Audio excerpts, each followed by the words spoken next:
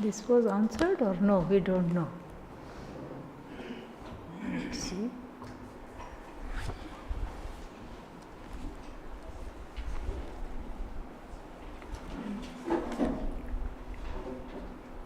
Not a question.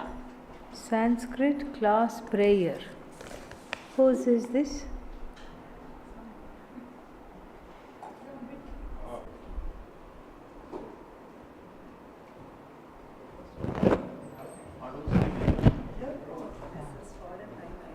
Yeah, no problem. Yeah, take.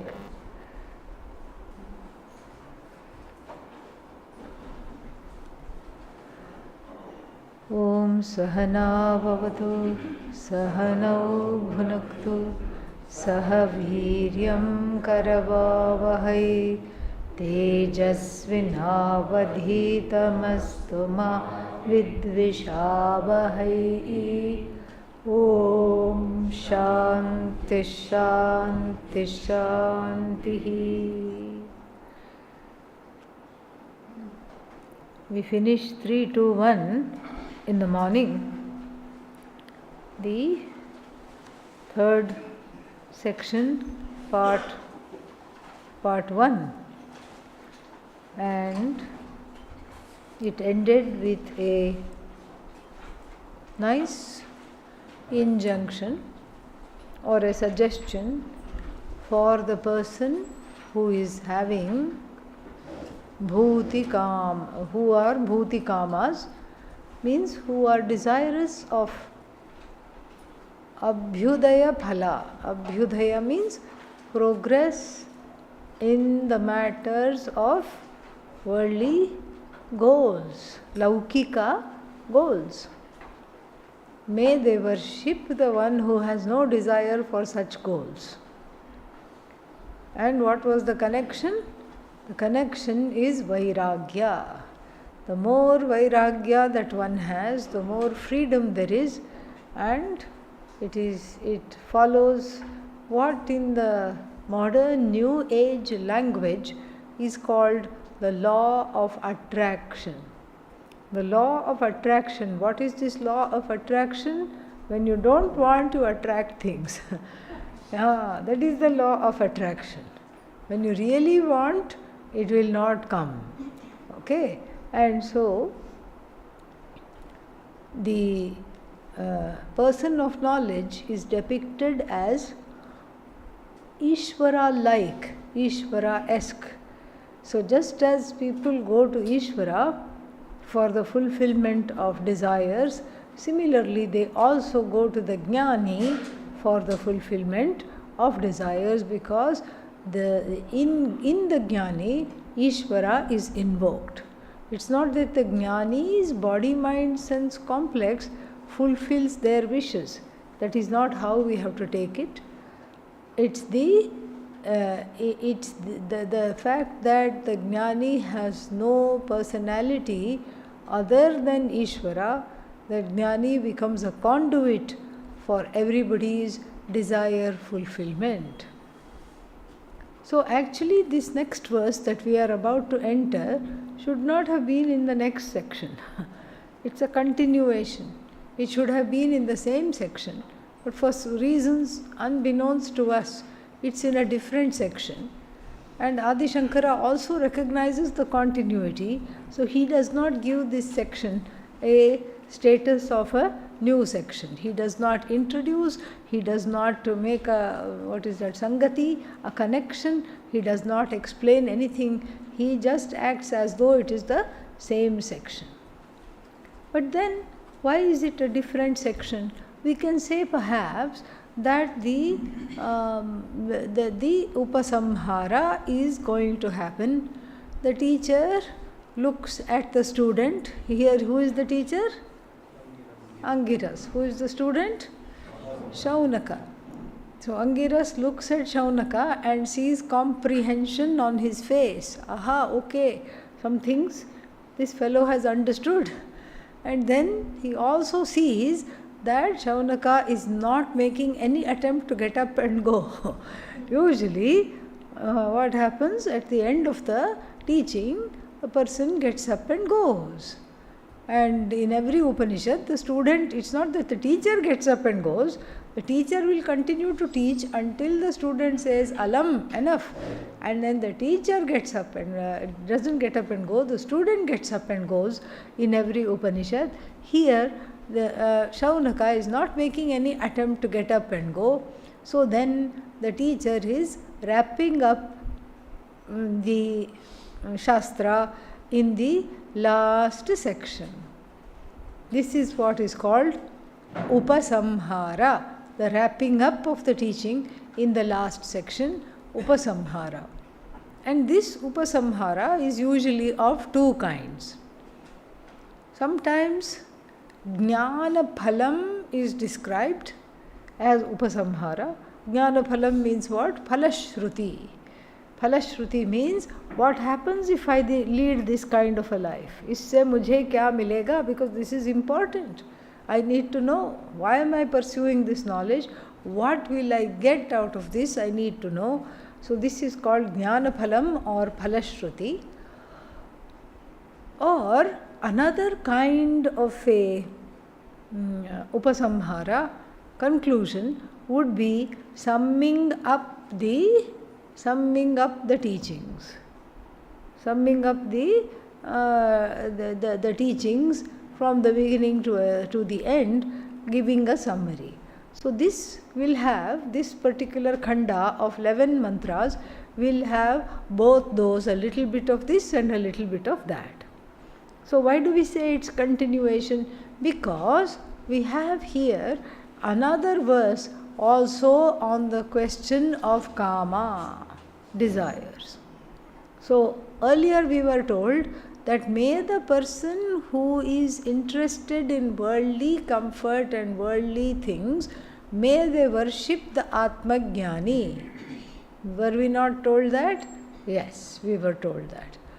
But then the people in the classroom perhaps felt, okay, we don't have any worldly desires. We are here because we want moksha. We don't have worldly desires. We don't want to go to, even we don't want to go to places like heaven, etc. Worldly desires are not there. In fact, what we want is moksha. So then, in the next verse, it is going to be told, may the moksharthi, moksharthi means what? The seeker of moksha also worship the one who knows Brahman. That means, that is of course more in keeping with our understanding. Like what do you want? Moksha. Then who do you worship? Mukta Purusha. Mukta Purusha, if you worship, what do you get? Moksha. Like this, that is more in keeping with the understanding. The last verse was more of a surprise. So here, teacher is wrapping up and says, Savedaitat paramam brahmadhama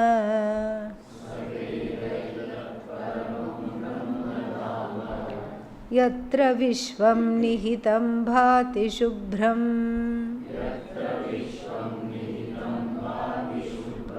upasate purusham yehya kamaha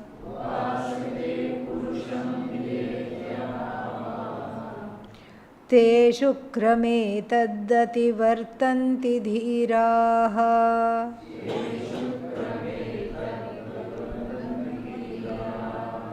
te shukrame taddati vartanti dhiraha.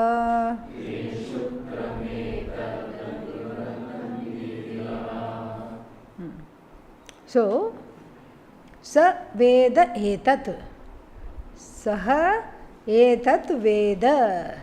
The one who knows this, knows what? Paramam dhama, paramam brahma dhama, yaha veda. So the one who knows, that person who knows what? Paramam brahma dhama, the greatest abode, which is what? Brahman, and we have to add here, as oneself. There is no point in knowing Brahman as the abode somewhere. Abode means what? It could be Brahmaloka, far away from me, or it could be some kind of a heaven. It could be some kind of a heaven. It could be some kind of an otherworldly experience. It could be so many things. So, yes, you can come. Yeah, come. So, so then it could be many kinds of things. It could be some kind of an otherworldly experience, or it could be some place out there in the recesses of the universe. It could be there. It could be some place where I have to go Paramam Dhama. No. That's why we have to say the one who knows Brahman as the Paramam Dhama, the ultimate abode, which is what? Oneself. Oneself is the ultimate abode. There is no other abode. That is, I am at home in Om. That is the message here. I am at home in Om, and this is the ultimate abode. And so the one who knows that, and then and what else do they know? Why is Brahman the ultimate abode? Yatra Vishwam Nihitam. Yatra Vishwam Nihitam, where the entire universe is placed, as it were. The entire universe is placed where? In Brahman alone. And so the knower of the Atman knows this Brahman. What is this Brahman? The greatest abode. Why is it the greatest abode? Because it includes the entire universe. And then Bhati Shubhram, and at the same time it is self-revealing. Self-revealing, when we say Shubhram, means without any obfuscation, no occlusions, no obfuscations. It shines in the purest way. Mahavakya alert, because as soon as we say self-revealing I, there is a comparison, or there is an apposition to this Brahman. Which Brahman? The one in which the entire universe is located. That Brahman is nothing but this self-shining Atma, the one who knows. That's why this whole mantra is a Mahavakya, where the Jiva and Ishvara are equated and shown as one. So where is the Jiva there? The Jiva is indicated by the words Bhati Shubhram. Bhati means Swayam Bhati. So Swayam Bhati, it shines on its own. It is not taking the help of anything else to shine. It's not even taking the help of Brahman to shine. It shines independently of everything. The shine of Brahman is the shine of me, Atma. That the one who has known, and so that person is a Brahmajnani. Very beautiful description of the Jnani. And so then that Purusha, and so that knower of Brahman, who knows the Brahman as the greatest abode in which the world is placed, and which is the self-shining self. And so when the people, who are these people? Dhiraha, discriminative people, wise people. Wise means they know, they have done Purushartha Nishchaya. That is why they are wise. So that knower of the Atman, they worship that person. Who is this person? Saha Veda Etat Paramam Brahmadhama. Actually it should have been Yaha. Technically, that would have made more sense. Saha means that person. Yaha means the one who knows. It should have been the one who knows. That person, when the people worship, the discriminative people who are what? Akamaha. He Akamaha. Akamaha, you may not understand that it is there, but it is there because it is with a he there. He plus Akamaha, Hyakamaha. So te upasate purusham ye he Akamaha. Then what happens is given in the last line. Te shukram etat. Etat shukram ativartanti dhiraha. These discriminative people, these buddhiman people, the ones who have buddhi, it's not enough to have buddhi, the ones who use the buddhi. So what do? Shukram ativartanti. Shukram here means the reproductive material. Sperm, egg, etc. is called shukram.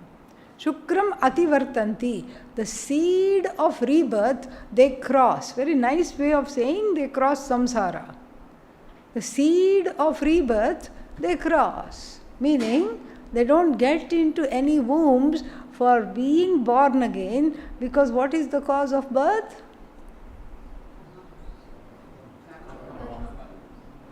What is the cause of birth? And because of ignorance, what happens? Kama. Yeah. Ignorance gives rise to desire. Desire becomes the cause of birth, because all the things I haven't experienced, I do not have, I want, that is why then that want leads me to having many bodies. In every lifetime, many bodies are sought after. Why? Because I have not been able to let go of the wants. But here that is not the case. Who are these people? These dhirahas. That's that word which qualifies dhiraha is akamaha. Akamaha means free of desire. So they too upasate purusham. Which purusha? Purusha means the person. They worship this person. Who is this person? The one who knows Brahman as the ultimate abode in which the entire universe is, as it were, placed, and which is also non-separate from the self-shining I. They know the Atma intimately. They know Brahman as the Atma, as I alone, and that Brahman they know. And when they know that, what happens? When the people worship them, what are they seeking? They are seeking moksha. Mumukshabha. Adi Shankara qualifies the word ye. Ye upasate or dhiraha. Mumukshabha, he says, people who are wanting, seekers of this freedom, they worship the free person and then they gain the freedom. So they gain the freedom because they are already free from desire, so gain this knowledge and then they gain the freedom. So it must, we must not think that just worshipping the teacher is going to give the knowledge. In fact, even if somebody is doing seva for many years, the teacher may not teach. The teacher may not teach at all. Why? Because this knowledge is not asked for. So somebody is doing seva, that doesn't mean the teacher will teach. The knowledge is, when it is asked for, it is given. It's not that the teacher stands at the street corner and shouts, "Come one, come all." I'm teaching about Brahman. The teacher has no pressure to do that. The teacher does not need to advertise. I am a Brahmajnani, please come study with me. No. The teacher doesn't need to do that, because that pressure is not, the one who doesn't have that pressure is called Brahmajnani. And so therefore, here the teacher will teach only when somebody comes with the right frame of mind and the right way of asking for the knowledge. So when such people who have worked on themselves to not be subject to desires, and who are dhiraha, who are wise people, wise means they know what to follow. And then when those people worship the jnani, what will the jnani do? The jnani will bless them for the pratibandhas to go, all the obstacles to go, so that they can gain the knowledge. Bless them for clear shravanam. That is what the jnani can do. The jnani can bless them to have clear shravanam. The jnani can take away the obstacles in the path of this knowledge, whether they are material obstacles or mental obstacles. The jnani's sankalpa can take it away, just like the jnani's sankalpa can bring so many objects of desires in the previous verse. Here, the Jnani's sankalpa is for the purposes of nivritti, going away from the world. Earlier, the Jnani was invoked for what? Pravritti. Pravritti purposes also you can invoke the Jnani, and nivritti purposes also you can invoke who? The Jnani. So this is how, this is what we understand from this verse. And so the Guru is blessing one to understand, is blessing one to know. And then what happens as a result? So te purusham upasate, such people, they approach the teacher and worship the teacher. Worship means they worship, they ask for the blessings, they listen to the teacher, etc. And then te shukram ativartanti. Shukram ativartanti. They no longer become the product of the seed. Seed of what? The seed of becoming, seed of the life of becoming again and again. So they no longer come under the spell of becoming the seed of samsara and then going on reproducing in the samsara. And the same mantra is kind of there in the Chandogya Upanishad 6th chapter also, where the expression, the famous expression, Acharyavan Purusho Veda is there. The one who has a teacher knows. Brihadaranyaka also says, Yahatu Matraman Pitruman Acharyavan. The one who has mother, father and acharya. Well, everybody has mother, father. What is the point here? When saying the one who has mother, father and acharya knows, but here means mother, father means proper upbringing. That's the idea. And then proper upbringing with the correct samskaras, that is what mother, father and acharya, the one who has, knows. And here, Acharyavan Purusho Veda, famous statement which you will encounter if you continue with this teaching. You will encounter that again and again in many places because it has been widely quoted. And it is based on a story. This man from Gandhara, this businessman is coming, having sold his wares, whatever his trade was, and then his pocket is full of money, gold coins in those days, and then he is going in the forest from one village to another. Guess what happens? Going in the forest means what? Robbers, naturally. So forest robbers come, they gag him, they bind him. Of course, they give him instant vairagya by taking away whatever he had sold that day. All the money has gone, and they bind him. They don't gag him. They blindfold him and bind his hands and legs and throw him in the ditch amongst the trees in the forest, some dead tree roots and everything, and they make off with his belongings. He shouts, I have been trapped. I have been tricked. My hands are tied. I am blindfolded. I don't even know where I am. Somebody please help me. I can't see. I can't think. I don't know how I am alive. And it's the middle of the night, but somehow the person's karma is good. And so, who comes? One good Samaritan comes, unbinds him, takes off the shackles on the feet, takes off the blindfold and says, oh, you poor fellow, here let me dust you off, full of thorns and twigs and everything. He dusts him off and shows him the way. He says, I am from Gandhara. Where is Gandhara? Modern day Kandahar. This is what is Gandhara Pradesha. So he is from Afghanistan, this person, in the Chandogya Upanishad. Where is Gandhara? He says, I'll point you towards Gandhara. Keep going in that direction and keep asking along the way. And then it is all a analogy, a beautiful symbolism. Who is the lost traveler? Jiva. And Jiva has been robbed of what? Buddhi. Buddhi bhrashtaha jivaha. And who are the robbers? Kama, Krodha are the robbers. Kama, Krodha, Lobha, Moha, Mada, Matsarya are the robbers. And so this jiva is set upon, he or she is set upon by a pack of robbers who divest everything and who make the fellow disoriented. Because why? Blindfolded, blinded to the reality, blinded to the understanding of what is home. Where is home? Where is home? Brahma Paramam Dhama.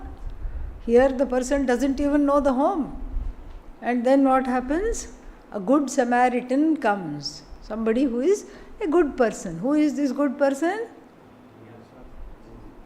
In the analogy, Guru. Yes, wake up. Yeah, Guru. Little more time. After that you can sleep. Guru. Guru is the good Samaritan here. Is the good person who comes and unties, as though unshackles the person and opens the blindfold before all the vision is distorted, sees only pratibhasika because cannot see anything outside, is lost. Where is this sense of home is not understood, is hopelessly lost in the jungle.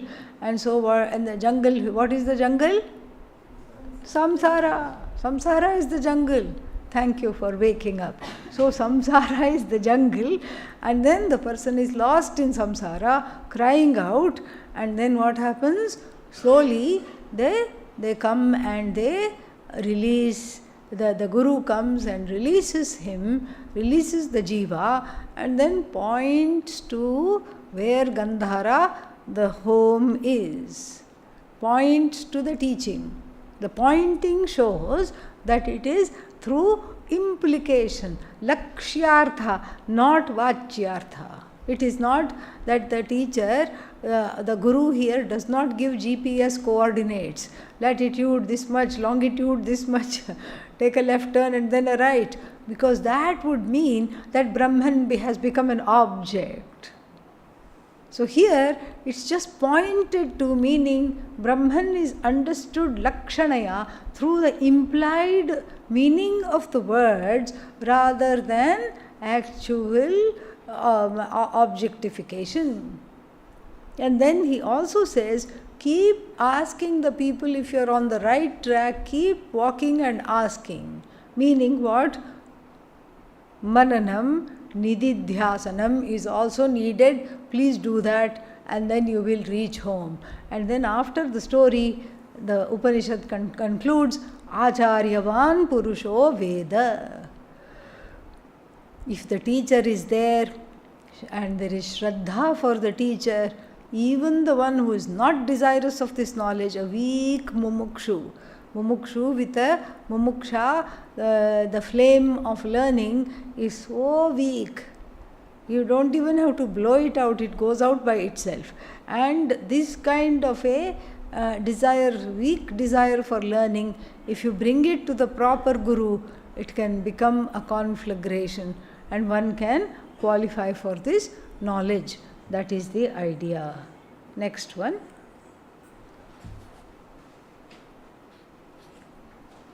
Kamanyah kamayate manyamanah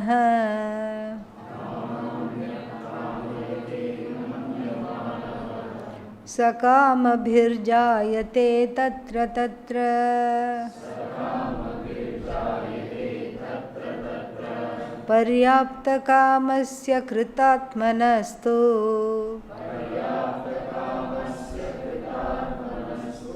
ihaiva sarve praviliyanti kamaha.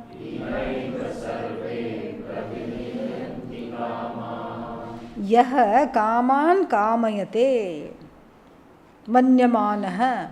Manyamanaha means fanciful person, the person who keeps on thinking about the objects of desires and always is fancying them.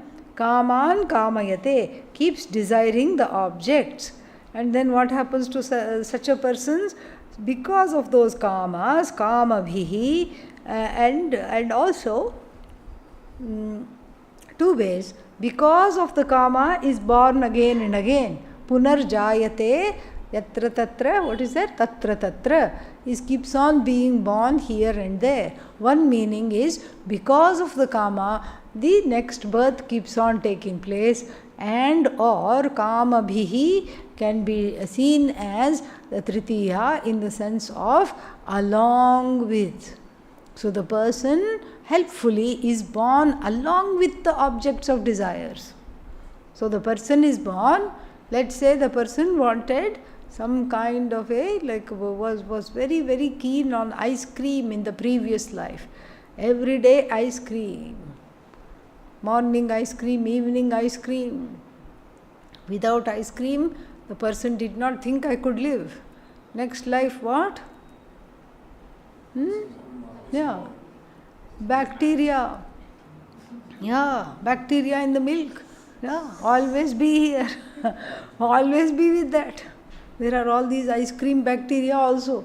And if it is frozen and then unfrozen and frozen and unfrozen, like in India where there are not much generators and the light keeps going out, power cut is there in the summer, then these bacteria called listeria, which have been living in the ice cream for a long time, harmless if they are frozen and then they are consumed and the hydrochloric acid takes care of them. But if the ice cream is not properly frozen, the listeria wakes up. Listeria wakes up and becomes the cause of stomach upset, flu, all kinds of things. So, what was listeria in the last life? Listerium, we should say, listeria plural. What was this listerium? The person who was very fond of ice cream. Here, so kama bhihi jayate tatra tatra. Along with the kama is born. Is born along not only with the kama, along with the karana, the instruments to enjoy the kama is born. Everything is given. So the kama is there and the way to fulfill the kama is there. Let's say the person is very, very fond of music. No use making the person born in a family where they cannot even say one tone and they are all tone deaf. No use. The person will not be able to enjoy. So the person should be born where? In a musical family, where they are so musical that even when they snore in Shruti. So they snore in a melody. That much musical they are, and in there this baby, which was previously the jiva, wanting all kinds of things, is born. Very interesting. So sakama bhihi jayate tatra tatra. Tatra tatra gives a sense of vipsa. Repetition. Repeatedly is born because of the kama, one this thing, hetau tritiya, it could be, or it could be sahatritiya. Sahatritiya means along with the kamas, one is born. One is born along with the objects of desire, so that one can enjoy those objects which one was pining for, where? In the previous life. And then what happens is that whereas tu paryapta kamasya, whereas paryapta kamasya, same as apta kamasya, for the one whose desires are fully fulfilled. And how can the desires be fully fulfilled? Only through knowledge. Through knowledge, which knocks off the desirer itself, because the only desire is for what? Moksha. The only desire is for moksha. All the other desires are spoofs. They are not really, they are all dead end desires, because you cannot fulfill those desires. As soon as you try to fulfill the desires, what happens? They grow, they multiply, they leave you dissatisfied, even more dissatisfied than when you started. Why? Because things don't go our way. We may initiate the fulfillment of the desire, but there is many slips between the cup and the lip. So many things can go wrong. Whatever can go wrong will go wrong. And so therefore what? So therefore these desires are there, they proliferate, and then they leave you high and dry. Only the desire for moksha can be totally fulfilled. Why? Because the moksha is already gained. If moksha is yet to be gained, that also will not be fulfilled. But moksha is already gained, so the gain of that which is already gained is what? Is an as though gain. It's a recognition through knowledge. And so that makes one drop all the other desires, because the desire for moksha is really the only desire that is there. If that is not recognized, it is morphing into many desires. So when the desires are recognized as the desire for moksha, and I address that desire, then all the other desires are no longer there. This is called Prathama Malla Nyaya. Who is Malla? Wrestler. Prathama Malla means the champion wrestler. And what is the logic here? If you want to become the champion, if you want to become the champion wrestler in this village, in the competition, what should you do? Knock off the champion. Current reigning champion you knock off, you become the champion. You don't have to go and box the ear of every child on the street. You don't have to fight with everybody there. No, you just knock off the reigning champion, and what you become? Reigning champion. You become the new Malla.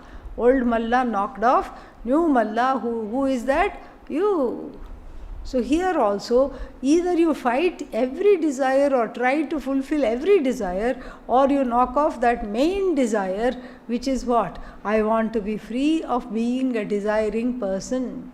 That desire you knock off, then all the other desires are taken care of. So then Paryapta Kamaha tu, who is that Paryapta Kama? Kritatmanaha. Kritatmanaha means the contented person, for whom everything has been accomplished, for whom everything has been achieved. There is nothing more to gain. No, and if you ask the person, is there anything you would like to do? No. Is there anything you would like to get? No. Everything is got. Everything is done. And so for such a person, ihaiva means in this body alone, right here, right now, without needing to go to heaven, without needing to go to unknown lokas, to have certain exotic kamas. So you're not dwelling on any object, you're not completely obsessed with any object, and so what happens? You are just free. You are totally free, and then all the desires, few desires that may have been there, just go away. Praviliyante means get resolved. Why? Because Sukshma Sharira also gets resolved. The desires are carried in the Sukshma Sharira. So the Sukshma Sharira gets resolved for the Jnani right here, right now. The Sukshma Sharira joins the Sukshma elements, the Sthula Sharira joins the gross elements, and then the Karana Sharira, it is not there at all. Ignorance being the cause of the body, the Karana Sharira is not there, and then there is nothing to resolve there. So therefore, there is no Natasya Pranaha Utkramanti. There is no desire that is lurking, lingering to cause the next birth. And with this, the whole 3 verses on desire is complete. And then the mantra number 3, nice, nice mantra and a nice connection which Adi Shankara gives. So one would think that a knowledge that liquidates all my desires is very, very big knowledge, very sacred, very big. So I have to put big effort to gain this knowledge. That might be the conclusion, Adi Shankara says, but he says that is not true. You don't have to put out a big effort. Why? Because that knowledge is you. It's of this Atma is you. It's of your nature only. You don't have, it is very sulabha. You just have to prepare for it. And even if you don't prepare for it, you should not wrongly seek this knowledge. If you wrongly seek this knowledge, it is very durlabha. If you correctly seek this knowledge, it is sulabha. Easy to understand, easy to assimilate. Let's see the third verse. Nayamatma pravachane lalabhyah. Nayamatma pravachane lalabhyah. Na medhayab na bahuna shrutena. Na medhaya na bahuna shrutena. Yame vaisha vrinute te nalabhyah. Yame vaisha vrinute te nalabhyah. Tasyaisha atma vivrinute tanum swam. Tasyaisha atma vivrinute sarum swam. Yeah. So then the effort for this must be very big. Adi Shankara says that if all the desires get fulfilled in one stroke, how much effort must this knowledge have? Because the general rule is what? Adhikasya adhikam phalam. Adhikasya adhikam phalam is the general rule. What is adhikasya adhikam phalam? Adhikasya adhikam phalam means the more one is, the more one has made an effort, the more is one's own phala. The more pain, the more gain. No pain, no gain. More pain, more gain. This is what is the maxim. So maximum pain, maximum effort, maximum gain. Adi Shankara says there are no degrees here. Why? Because Atmatvat. Brahmana Atmatvat. Because Brahman is Atma itself. It is you. And then what kind of a you? That which is a non-part you, that which you is not divided into parts. So how can you say, I know a little bit, I made a little bit of effort and I know a little bit of Brahman? That is not possible at all. So the readiness of mind should be there and the right effort must be there. It's not lots of effort, it's the right effort, and that's why this mantra is given. Na ayam atma pravachanena labhyah. This atma is not gained by the pravachana. Pravachana means the recitation of the Veda. It's not, nowadays you say pravachan. Pravachan means discourse of some Swami. That's not what is meant here. What is meant here is the swadhyaya adhyayanam, the repetition of one's own Veda, which is asked, which people are asked to do. So, swadhyayo adhyetavyah, there is a Vedic injunction. And so, if you keep reciting Mundakopanishad, sit on the banks of the Ganga and then keep reciting Mundakopanishad, will you get moksha? Say no, even if you want to say yes. Okay? Yeah. No. You will not get moksha. Why? Because you have to understand the meaning. Just repeating the words, you are not going to get moksha. So, na ayam atma pravachanena labhyah. By mere recitation of the Upanishad, the knowledge of the Upanishad is not going to come to you. Same thing with the Bhagavad Gita. By the mere recitation of the Bhagavad Gita, the Gita knowledge or the vision of the Vedanta is not going to come to you. Na medhaya, not by memory. Medha here is memory. Like the Vedic Pandit, you invite a Pandit and then they will start chanting and never stop. They will never stop. They will even outrun a computer. Computer can have some technical glitches, not the Vedic Pandit. Because they eat a cup, hand when it is cupped, What do you pour? Ghee. Because chanting you lose a lot of calories while chanting. So little ghee is needed for the voice and everything to be intact, and so this much ghee they are drinking, and so therefore they can, computer is not having ghee, you see. So therefore they don't tire out at all. Everything is here. This is why none of the colonizer could put an end to the Vedic dharma, because the dharma was non-separate from the dharmi. The one who carries the dharma, the one who follows the dharma is the one who has memorized the dharma, and so therefore how can you destroy the tradition? You can't destroy. Written records in the manuscripts may have been there, but we don't care. Why? Because even if the termites come, or people in the form of termites who want to destroy, people in the form of termites who want to terminate this culture, come, doesn't matter. It's all in the head, it's carried in the head. But then this medha is of no use while gaining the Atma. Then why do you keep asking us questions of what went before? If the memory is not of any use, why do you keep giving us quizzes in class by asking what went before? Not like that. Here the Vedic Pandit's memory is talked about.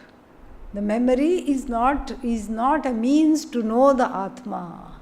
Why? The person who memorizes, that the Atma is the nature, the content of the person who memorizes is Atma. Memory is Atma. Object of memories, the Vedic mantras are also what? Atma. This has to be known.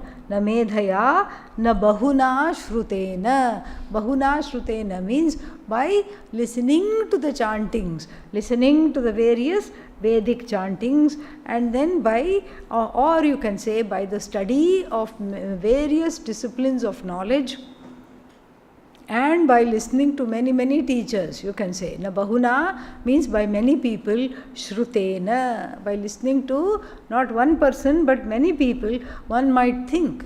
And this was the orientation during all the memorial camps.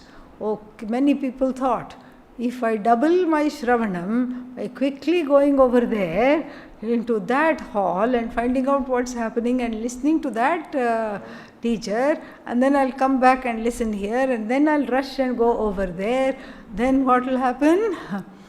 My knowledge will grow by leaps and bounds. That is the feeling. But that is not necessarily true. Because if the heart is not ready, if the mind is not ready, even 50 gurus are not enough to make you a jnani. If the heart is ready, one statement by one guru is enough. So 9/10 of this is preparation. 1/10 alone is this knowledge. And so na medhaya, na bahuna shrutena. So not by memory, not by intellection, not by repeating the Vedic mantras, not by listening to many teachers, or not by having an expertise in various disciplines of knowledge like Tarka, Vaisheshika Nyaya, and Vaisheshikas, Naiyayikas, all their philosophies, not by any of these means. Oho, then kena labhyah, if pravachanena na labhyah, medhaya na labhyah, na bahuna shrutena na labhyah, kena labhyah, by what means? Kena upayena, by what means can this Atma be gained? It very beautifully it says, yam eva esha vrinute, yam atmanam eshaha Purushaha, the one who searches for this Atma, who seeks this Atma actively, who wants this Atma, then only by that person it is gained, by the one who chooses to know, and then tasya esha Atma vivrinute swam tanum. It shows itself. It reveals itself. It reveals itself to those who seek it actively. Oh, so for the non-seeker, Atma is no longer self-revealing? No. Atma is self-revealing for the mumukshu as well as the non-mumukshu. Then what is the difference? The difference is that in the instance of the non-mumukshu and the mumukshu, the Atma has already revealed itself and is revealing itself constantly, aham, aham, aham, I am. But here, when the mumukshu chooses to know the Atma, then how does it reveal itself? I am Brahman. In this manner it reveals itself. Tasyaisha Atma vivrinute tanum swam. More we'll see in the morning. Om Purnamadav Purnamidam